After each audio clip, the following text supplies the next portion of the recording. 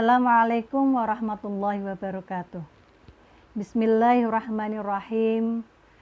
Alhamdulillahirabbil alamin.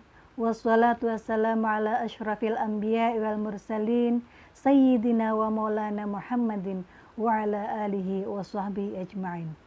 Rabbi shrah li sadri wa yassir li amri wahlul 'uqdatam min lisani yafqahu qawli. Amma ba'du. Sahabat dan pemirsa dimanapun berada, alhamdulillah kita masih diberi kesempatan, diberi kekuatan, diberi kesehatan sehingga bisa melaksanakan ibadah puasa di bulan Ramadan ini. Bulan Ramadan adalah bulan yang paling baik untuk kita merenung. Merenung tentang perjalanan hidup kita, tentang kesalahan-kesalahan kita, tentang dosa-dosa kita, baik kepada Allah Subhanahu wa Ta'ala maupun terhadap sesama manusia.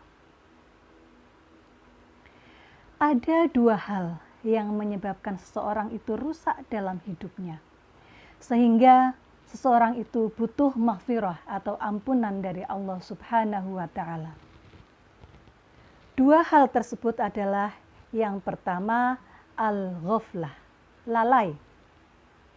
Lalai terhadap kewajiban-kewajibannya kepada Allah Subhanahu wa Ta'ala. Lalai terhadap kewajiban-kewajibannya kepada sesama manusia dan lain sebagainya.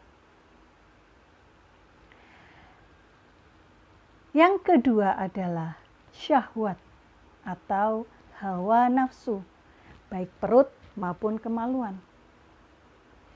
Jika seseorang dalam hidupnya dominan dengan dua hal tersebut, yaitu lalai dan syahwat, maka sudah dapat dipastikan bahwa hidupnya berlumuran dengan dosa, berlumuran dengan khilaf.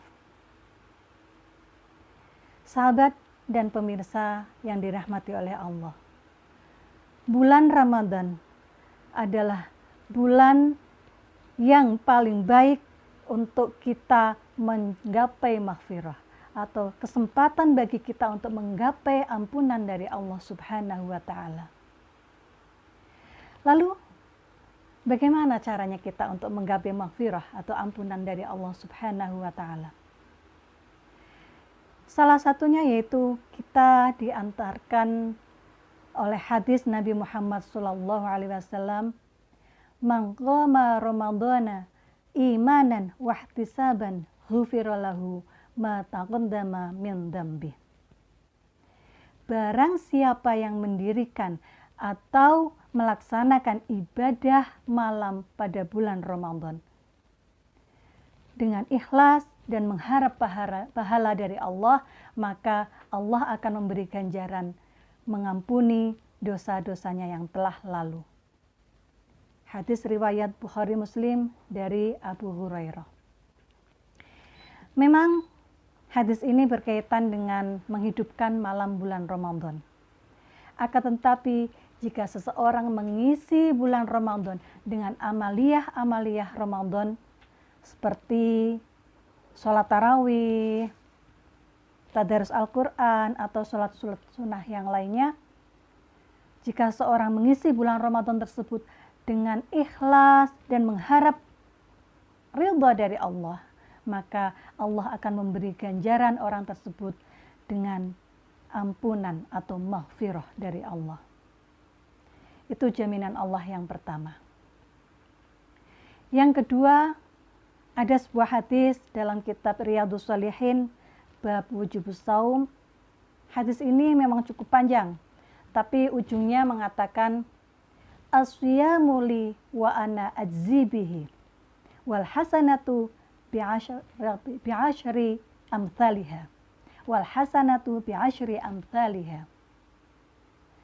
Bahwa puasa adalah milikku dan aku yang akan membalasnya. Dalam hal ini adalah Allah.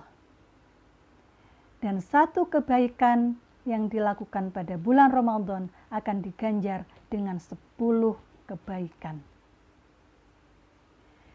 Dari hadis yang kedua ini, cara kita memperoleh ampunan adalah dengan memperbanyak kebaikan-kebaikan. dengan memperbanyak kebaikan-kebaikan pada bulan Ramadan, maka akan dibalas dengan berlipat-lipat, maka akan membuka kesempatan bagi kita untuk menutupi dosa-dosa yang telah dilakukan. Akan membuka kesempatan untuk menutupi kekhilafan atau kesalahan yang telah kita lakukan. Sahabat dan pemirsa yang dirahmati oleh Allah, cara yang ketiga untuk kita mendapatkan ampunan atau maghfirah dari Allah Subhanahu wa Ta'ala adalah, ada cerita suatu hari Sayyidah Aisyah bertanya kepada Rasulullah Sallallahu Alaihi Wasallam, "Ya Rasulullah, jika ada saya mendapati malam Lailatul Qadar, apa yang harus saya katakan?" Kemudian Rasulullah menasihati istrinya yang tercinta dengan mengatakan, "Engkau mengucapkan dan berdoa, Allahumma innaka afuwun karim tuhibbul afwa fa'fu anni." Ya Allah, sesungguhnya Engkau Maha Pengampun, Engkau Maha Pemurah, Engkau menyukai ampunan, maka ampunilah aku, maka maafkanlah aku. Hal ini memang berkaitan dengan malam Lailatul Qadar. Doa ini memang berkaitan dengan malam Lailatul Qadar, tapi tidak ada larangan bagi kita untuk memperbanyak doa ini. Dengan harapan kita bisa mendapatkan ampunan atau maghfirah dari Allah Subhanahu wa Ta'ala. Sahabat dan pemirsa yang dirahmati oleh Allah, seperti yang kita ketahui, Nabi Muhammad adalah Nabi yang sudah dijamin masuk surga. Akan tetapi, meskipun beliau sudah dijamin masuk surga, beliau tetap memohon ampunan. Beliau tetap beristighfar kepada Allah Subhanahu wa Ta'ala. Minimal 70 kali sampai 100 kali sehari. Istighfar memang ibadah yang mudah dilakukan, tapi tidak semua orang melakukannya.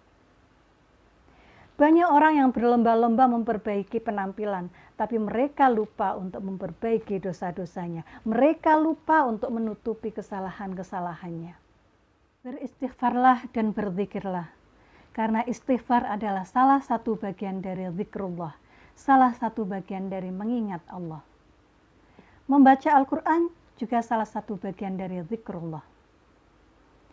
Jika sahabat merasa, kok hati saya kotor, kok hidup saya merasa tidak tenang, istighfarlah, berzikirlah. Dalam surah Nuh ayat 10-12 diceritakan bagaimana ketika seseorang doanya bisa dikabulkan oleh Allah Subhanahu wa Ta'ala. Caranya yaitu dengan beristighfar.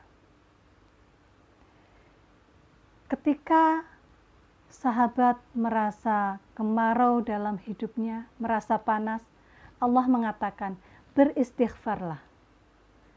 Ketika sahabat merasa kurang harta, pengen dibanyakin hartanya, istighfarlah. Ketika sahabat misalnya belum diberi keturunan, beristighfarlah. Tentu saja kalau pengen punya keturunan, menikah dulu. Artinya apa? Artinya jika sahabat belum memiliki jodoh, maka ya perbanyak istighfar.